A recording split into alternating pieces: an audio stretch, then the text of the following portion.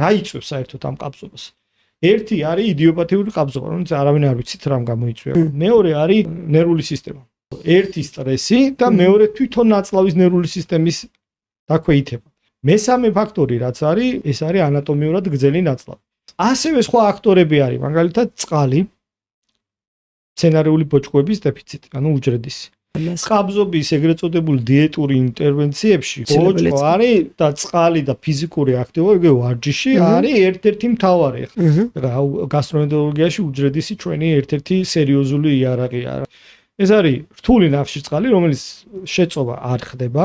მას აქვს უნარი გარჯიჯვდეს, ანუ ზომაში მოიმატოს, გაზრდილი მოცულობა, ნაწლავის მექანიკურად აწვება და იწვევს პერისტალტიკური ტალღების წარმოქმნას. ბოჭკო არ ნიშნავს, რომ მხოლოდ ბოსტნეულიდან, ანუ მცენარეული ნებისმიერი წესი იქნება. შვრია, თუნდაც ხორბალი იყო თელმარცვლოვანი პური, თუნდაც ზუსტად ნამდვილად ბევრი გზა არის. ეხლა იგივე მწვანილშიც არის ბოჭკო, მაგრამ თქვათ 100 გრამ ხორბლის ქერქში იმდენი ბოჭკო არის, რამდენიც 2 კილო მწვანილში.